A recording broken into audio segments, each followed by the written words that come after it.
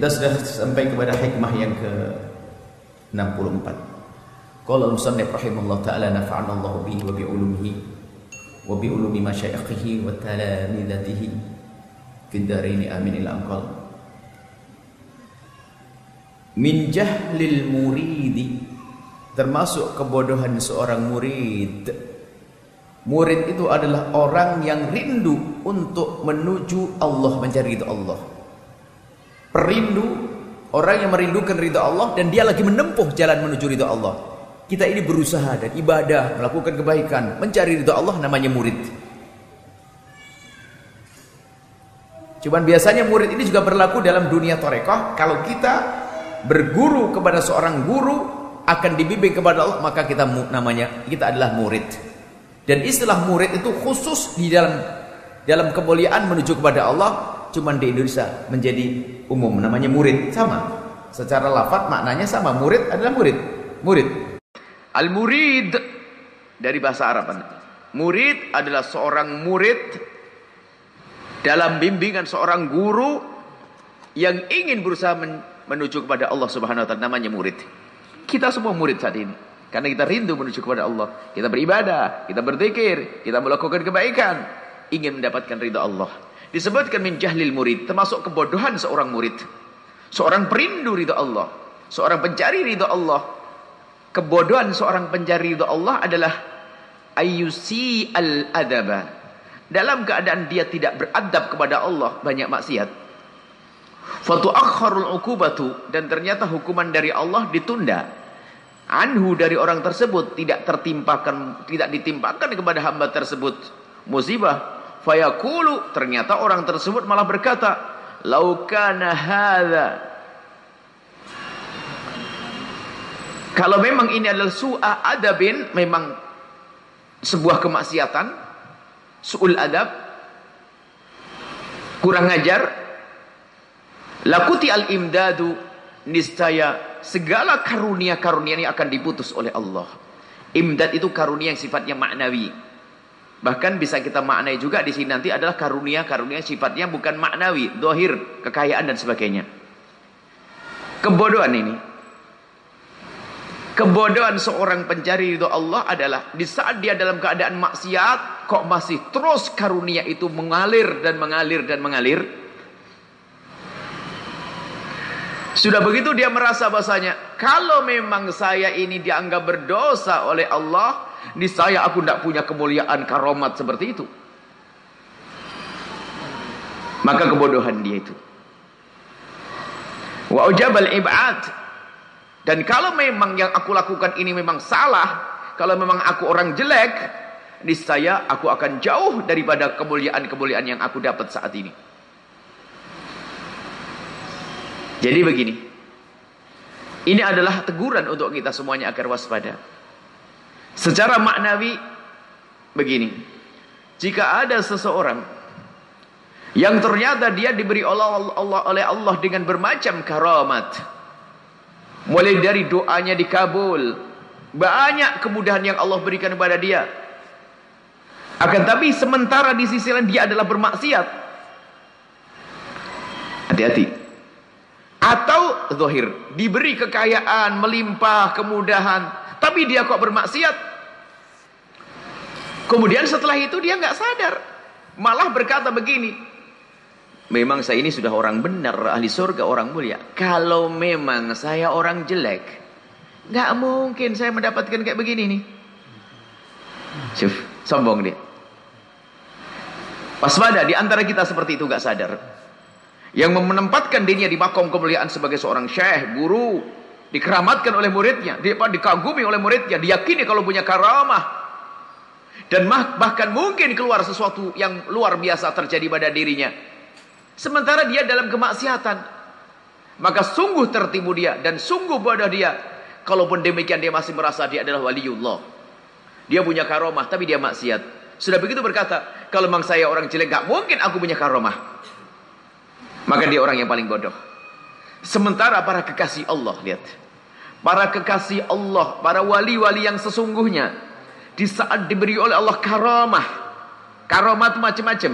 Apakah selama ini karomah kita dengar bisa melipat bumi berjalan dengan cepat atau macam-macam sesuatu yang luar biasa.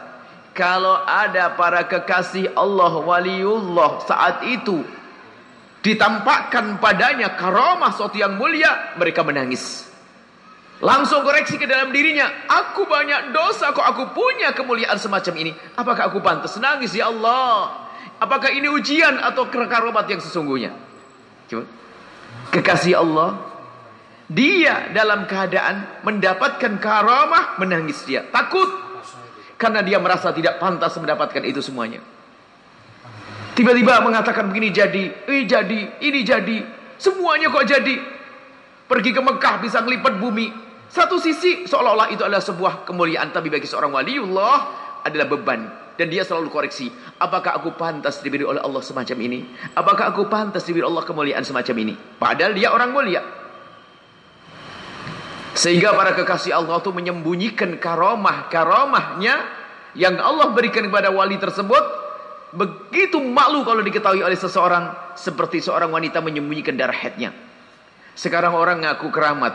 Wah, karomah saya ahli maksiat dia, nggak benar. Sudah begitu merasa bahwasanya dia adalah kekasih Allah. Naudzubillah. Ini dalam dunia perwalian. Tapi selain itu pun juga bisa terjadi. Di antara adalah manusia diberi oleh Allah kekayaan, melimpah ruah, kekayaan melimpah ruah. Akan tapi dia dalam keadaan maksiat. Ya, maksiat. Awas, hati-hati. Jika kita bermaksiat kok oleh Allah masih diberi terus istidraj. Tanda itu adalah akan dilemparkan neraka paling dalam. Biar semakin berat bebannya. Sehingga kalau melempar bisa jauh-jauh. Jadi ada orang yang diberi oleh Allah banyak karunia. Tapi sisi lain dia maksiat. Lalu dia berkata, kalau memang aku ini orang yang gak benar, ngapain dikasih rezeki oleh Allah? Terlena dia. Dengan kemaksiatannya tidak sadar dia. Bahkan dia merasa memang aku adalah orang yang dimuliakan Allah, sementara dia ahli maksiat. Maka ada kemunafikan tersembunyi. Apakah tadi yang menempatkan dirinya dalam dunia tarbiyah seorang syekh tidak koreksi diri? Mari kita semua koreksi diri kita. Di saat Allah memberikan karamah kepada kita, imdad, sesuatu yang sifatnya maknawi. Misalnya ya itu tadi, keramat, bertemu mimpi Rasulullah, kemudian dia bisa melakukan banyak hal kebaikan. Itu mereka bingung, takut kalau ini adalah ujian dari Allah. Aku tidak pantas diberi oleh Allah semacam itu. Bahkan begitu hebatnya mereka, seperti terjadi kepada Syekh Abu Yazid Al-Bustami. Suatu ketika beliau itu tidak bisa sholat malam, terlambat. Biasanya bangun malam, terbangun sudah masuk subuh, menangis dia. Lalu dicari apa yang menjadikan sebab aku kok bisa bangun malam. Koreksi, ibadahnya terkurangi, dia langsung koreksi, salah apa yang aku lakukan. Rupanya dia baru ingat, oh, aku telah prasangka buruk dengan seseorang. Kemarin aku baru sadar, kemarin ada orang yang minta kepadaku, aku tidak memberi karena aku tidak punya. Mestinya kalau aku tidak bisa memberi, cukup aku mengatakan minta maaf. Akan tapi ternyata keluar dari lesanku ucapan, oh kamu ini orang muda keker kok minta-minta. Ngomong gitu. Kamu ini orang muda keker kok minta-minta. Ngasih tidak? Syekh Abu Yazid Al-Bustami langsung menyadari, karena itulah aku tidak bangun malam. Makanya kalau kita dijauhkan oleh Allah dari ibadah, itu karena maksiat kita. Ini kebalikan dari orang tadi. Sudah ahli maksiat, sudah merasa kayak wali. Apalagi orang rumun di dia, salam semuanya. Wah, orang mau hormat dan sebagainya. Padahal dia dalam kemaksiatan. Memang di depan manusia tidak maksiat, tapi saat sendiri dia bermaksiat. Wah, ini tertipu dia. Kalau sudah keluar peran seperti wali, setting wali besar. Wah, Insya Allah. Setiap hari aku mimpi Rasulullah. Allah. Sudah begitu umatnya semakin banyak. Dan omongannya cesrung nih. Insya Allah sembuh. Padahal dia di saat sendiri ahli maksiat. Sebuah kebodohan bagi orang tersebut. Kalau dia sudah maksiat, ternyata diberi oleh Allah dengan bermacam-macam karunia, kok lalu berkata, Kalau memang aku bukan wali, kenapa? Kalau aku bukan orang soleh, kenapa aku diberi semacam ini? Jadi dia tidak sadar akan kemaksiatannya. Ini musibah besar bagi kita. Kemudian disebutkan sini, faqad yuqta'ul madadu anhu min haitsu la yash'ur. Hati-hati. Jika kita bermaksiat, maka ketahuilah itu menjadikan sebab nur diputus, madad diputus. Sesuatu yang sifatnya maknawi akan diputus oleh Allah tanpa kita sadari. Dengan su'ul adab kepada Allah. Walau lam yakun illa man'ul mazidi, kalau seandainya hukumannya itu tidak ada lagi kecuali tidak ditambah saja, ini saya sudah cukup. Jadi gini, ada orang di sebuah kelas bandel, kemudian waktu kenaikan kelas nggak dinaikkan, itu enak pada enak?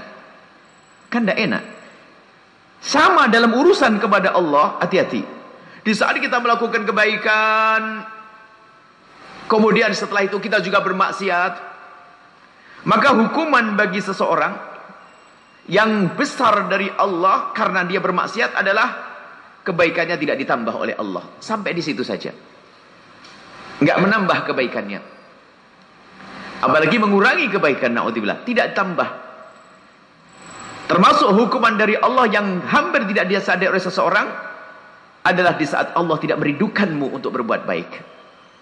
Maka bagi ahli orang mulia, kalau di malam hari tidak dibangunkan oleh Allah, dia merasa bahasanya telah dihukum oleh Allah. Tidak bangun malam sekali, merasa ini hukuman, dia menangis sehari. Kita kalau enak tidur tertawa kita. Kalau kita nggak bangun semalam, berkata alhamdulillah enak tidur kita, kan begitu. Tapi para kekasih Allah, kalau semalam saja mereka tidak bangun melakukan sholat, pagi harinya menangis, dia meminta ampun istighfarnya kepada Allah banyak-banyak. Kenapa? Dia merasa dihukum oleh Allah karena malam itu tidak dibangunkan oleh Allah. Maka hukuman terbesar bagi seorang hamba yang kadang tidak disadari adalah di saat Allah menjadikan kita malas beribadah. Dan ingat, semua kebaikan yang dilakukan seorang hamba itu adalah kebaikan Allah kepada kita. Jadi Allah sayang kepada seorang hamba, maka hamba tersebut dijadikan senang ibadah. Dan di saat Allah tidak sayang, Allah berpaling, tiba-tiba tidak senang beribadah. Ayo koreksi diri kita sendiri. Jangan sampai kita meninggalkan ibadah. Mungkin kita tidak harus sampai derajat orang nangis, paling tidak ada nyesel. Ya Allah, hari ini aku tidak bisa ngaji, biasanya aku datang. Kalau ada penyesalan, itulah halawatul iman, manisnya iman. Mungkin ada di antara kita sudah menemukan rasa, misalnya di saat tidak bisa bangun malam, paginya menyesal sekali. Ada, itu iman, manisnya iman. Nggak sholat duha, menyesal sekali. Padahal nggak wajib, iman. Nggak bisa melakukan, menyesal, itu iman. Tapi kalau orang nggak ada lagi, imannya kropos, nggak nyesal. Tidak beribadah, tidak menyesal. Tidak sholat malam, nggak menyesal.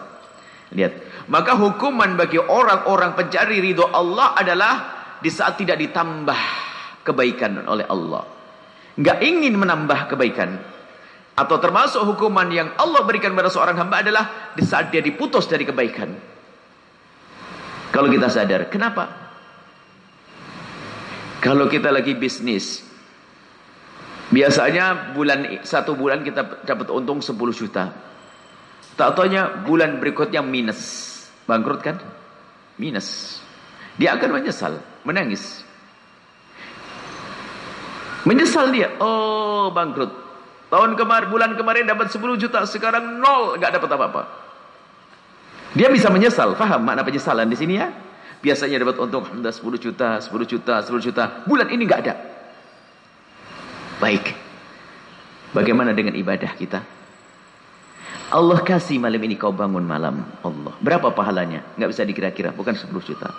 Besok bangun malam. Besok lagi bangun malam. Kalau anda yakin dengan pahala, tak taunya suatu ketika di stop oleh Allah. Kau tidak boleh bangun malam. Ayo. Berapa pahala besar yang hilang?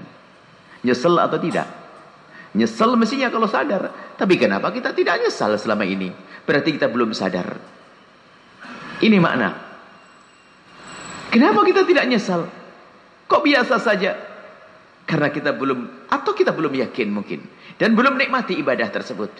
Itulah hukuman. Makanya hukuman bagi kelas-kelas mulia, kelas tinggi, hukumannya adalah bukan hukuman musibah, ditimpakan musibah kepadanya. Bukan itu saja hukuman. Di saat oleh Allah dijauhkan dari satu kebaikan saja, bagi para kekasih Allah itu dianggap sebuah hukuman. Aku kemarin bersedekah, sekarang saya tidak sedekah lagi. Aku kemarin bisa sholat duha, sekarang tidak sholat duha. Hukuman terbesar bagi perindu ridha Allah adalah di saat dia dihalangi untuk sampai kepada Allah. Hukuman terbesar bagi seorang pebisnis, nggak boleh dagang, kan gitu. Hukuman terbesar bagi seorang yang lagi haus, dilarang minum. Urusan kita apa? Urusan kepada Allah. Kita mencari ridha Allah. Kita ingin mendapatkan keridhaan Allah, tak taunya oleh Allah dihalangi. Salat susah, ibadah susah. Kalau kita paham, itulah hukuman terbesar. Wa qad yuqamu wa qamal bu'di wa huwa la yadri. Ada sebagian orang ternyata telah Allah letakkan di tempat yang jauh dari kemuliaan, tapi dia tidak sadar. Semula dia adalah orang baik, ahli ibadah dan sebagainya.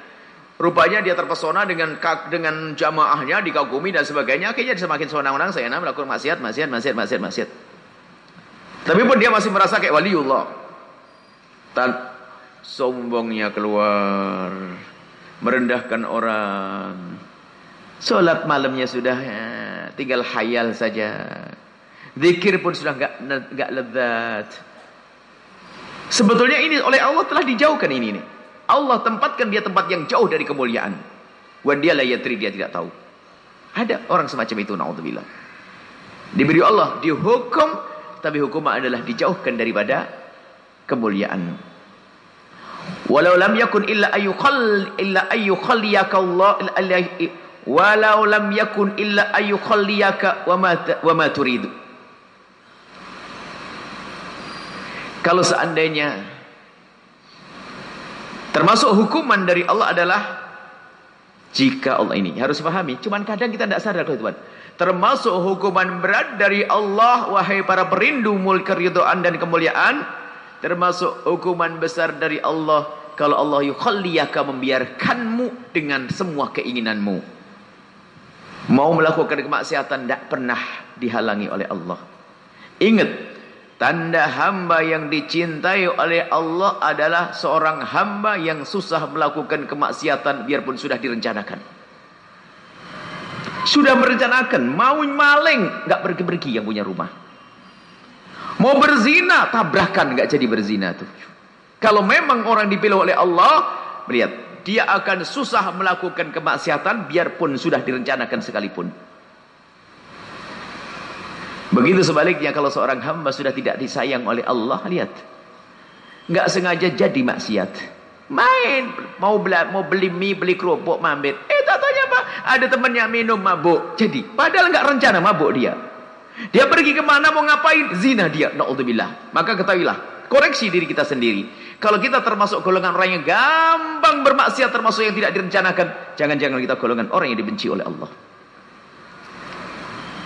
Tapi kalau kita ternyata orang yang begitu mudah melakukan kebaikan, gak direncanakan baik, kita tidak pengen bersedekah, tidak pengen bersedekah, cuma Allah hantarkan dia bersedekah. Pergi suatu tempat, tiba-tiba pengumuman yang mau ini, keluar dia, keluar, sedekah nolong orang dan sebagainya. Alangkah indahnya. Nah inilah makanya termasuk hukuman. Allah membiarkan engkau dengan segala yang kau inginkan dari kemaksiatan, itu hukuman. Dia maksiat, masih lancar bisnisnya, modal haram lancar. Sampai di hari ini pun ada orang menemukan halawatul iman, manisnya iman. Satu orang mengadu kepada kami, dia sudah bangkrut, nyungsep bisnisnya, tapi dengan tetesan air mata. Tapi yang keluar dari mulutnya adalah terima kasih, alhamdulillah Buya. Kenapa? Saya bangkrut. Kalau tidak saya bangkrut, saya akan terlena. Kenapa? Modal saya adalah dari riba. Saya berjaya 10 tahun. Dan saya terlena sekarang dibikin bangkrut oleh Allah. Kalau seandainya saya tidak bangkrut, saya tidak akan sadar kalau riba itu haram. Loh, terima kasih dia kepada Allah. Ada orang dengan ribanya berjaya semuanya, top. Dengan bisnis yang haram jalan semuanya. Apa saja, buka toko sana, jadi perusahaan sana, jadi semuanya. Kayak Korun nanti. Naudzubillah. Maka yuk koreksi diri sendiri. Kalau ternyata kita masih dalam banyak kemaksiatan kok terus dimanja oleh Allah, sebetulnya kita adalah telah diuji dengan ujian yang amat berat. Dengan kemaksiatan. Maka kami sampaikan kepada siapapun yang saat ini yang masih menggunakan modal yang haram, ketahuilah niatlah untuk hijrah. Biarpun tidak harus hari ini Anda keluar. Mungkin bulan depan, mungkin tahun depan, bahkan mungkin Anda akan terlepas 10 tahun, tapi yang penting niat keluar saat ini. Dan Allah Maha Pengasih. Kalau orang sudah niat hijrah, biarpun belum tuntas, kalau mati dia selamat. Contoh, orang melakukan zina. Dikisahkan, melakukan zina setelah berzina, dia menyesal, astagfirullah, baru mau niat pulang, ketabrak mobil, dia mau tobat, dia mau pergi masjid, saya mau istighfar, diampuni oleh Allah. Maka mungkin ada seseorang yang sekarang dalam kubang keharaman riba, tahu-tahu mendengar suara astagfirullah, aku niat hijrah, bismillah, saya akan niati mulai besok, saya akan berusaha mengentaskan diriku dari kubang riba. Bismillah, ngomong sama istriku, aku akan hijrah semuanya, aku akan hijrah. Kita akan rapikan tangan, saya kembalikan ini semuanya. Baru begitu kok mati, selamat dia. Yang penting ada niat dulu. Yang repot berhujah, repot semuanya haram, semuanya haram, semuanya haram. Wah, begitu mudahnya dengan Allah. Jangan ragu, siapapun Anda, jika pekerjaan Anda masih haram, ingat Allah Maha Kasih. Niatlah untuk mengentaskan diri dari keharaman tersebut. Jangan sampai kita tergolong orang yang tertipu. Kita masih dengan keharaman, ternyata diberi oleh Allah kelancaran, ujian berat. Dalam keharaman masih lancar, dalam dosa masih ditolong oleh Allah. Sebetulnya itu bukan pertolongan, namanya istidraj. Kita akan dimasukkan ke neraka paling dalam. Ingat, ini adalah majelis mulia, bukan untuk mengoreksi orang lain, tapi ini majelis untuk koreksi diri sendiri. Jika memang Anda adalah golongan orang seperti itu, diberi oleh Allah karunia, padahal kita masih banyak maksiat, yuk sekarang tinggal memperbanyak istighfar. Kan gak susah dengan Allah. Kita maksiat terus, diberi karunia oleh Allah. Nggak harus kita merasa terpuruk sampai menjadi orang putus asa. Tidak. Tiga, astagfirullah ya. Ya Allah, astagfirullah. Sesali dosa-dosa. Baru setelah itu akan selamat. Bukan menjadi orang yang bodoh lagi. Dan bukan menjadi orang yang rugi. Akan tapi berubah menjadi orang yang beruntung. Baik. Inilah yang bisa kami hadirkan dari hikmahnya Ibn Athaillah As-Sakandari. Jangan kita menjadi orang yang bodoh dalam keadaan bermaksiat, sementara diberi oleh Allah segala karunia. Pun demikian kita masih merasa kita ini orang yang layak diberi oleh Allah kemuliaan, maka dia tertipu. Wong kita maksiat kok dimuliakan oleh Allah? Enggak, orang maksiat enggak akan dimuliakan oleh Allah. Kita maksiat masih dimuliakan Allah. Tahuilah, itu adalah kebodohan kalau kita merasa seperti itu. Tapi kalau bermaksiat bagaimana? Yuk bergegas kembali kepada Allah, minta ampun kepada Allah. Allah Maha Pengasih. At-taibu minadz dzambi kaman la dzambala. Orang bertobat dari dosa seperti orang yang tidak pernah melakukan dosa. Maka kami tambah, jika Anda tergolong yang belum sadar akan kesalahan, modal bisnis Anda, cara bisnis Anda, tempat kerja Anda, dan macam-macam, jika Anda memang tergolong dalam golongan orang yang masih melakukan dosa dan haram dalam usaha, hari ini waktunya untuk tobat. Jangan tunda esok hari. Jangan sampai dengan kejayaan Anda terlena, seolah-olah Anda menjadi orang diridhoi oleh Allah, lalu berkata, kalau mau ini haram beneran, kan gampang Allah untuk menghancurkan saya. Tidak usah ngomong itu. Ini yang pertama, ayo tobat. Yang kedua, jika Anda tergolong orang yang sudah tobat hijrah dari modal yang haram atau yang lainnya, ingat, jangan memandang orang lain dengan pandangan merendahkan. Jangan memandang saudaramu yang masih berada dalam kubang keharaman dengan pandangan merendahkan. Anda tidak tahu apa yang ada di hatinya. Mungkin dia setiap malam menjerit, cuman belum terentaskan dia. Dia menangis setiap malam, tapi belum terangkat dia. Atau bahkan dia sudah mulai berhijrah, cuman Anda tidak tahu. Sebab semua tobatnya tidak dilaporkan kepada Anda. Maka jangan suudzon kepada siapapun. Mungkin Anda melihat dia sering hadir pengajian, mungkin dia dekat dengan pesantren, mungkin dia dekat dengan ulama, ternyata modalnya kok masih riba. Anda jangan suudzon. Mungkin dia sudah menangis setiap malam, bahkan mungkin dia sudah mulai mengurangi itu semuanya, dan semuanya perlu proses dan waktu. Jangan suudzon. Jelas? Yang masih dalam kubang kehinaan segera tobat. Jangan nunda esok hari. karena belum tentu esok hari milik Anda. Kalau seandainya Anda besok mati, semoga panjang umur semuanya. Kalau seandainya Anda besok mati kok malam ini Anda sudah ikrar untuk tobat, Anda tidak akan ditanya dengan dosa-dosa itu semuanya. Dan bagi yang sudah tobat, jangan memandang orang lain dengan pandangan merendahkan. Akan tapi kalau benar Anda melihat saudara Anda yang masih dalam kubang keharaman, kehinaan, maka panjatkan doa, mohonlah kepada Allah, semoga Allah memudahkan hamba-hamba tersebut untuk mengentaskan dirinya dari kenistaan dan kehinaan. Itulah akhlaknya orang beriman, itulah hati orang yang beriman. Wallahu a'lam bishawab.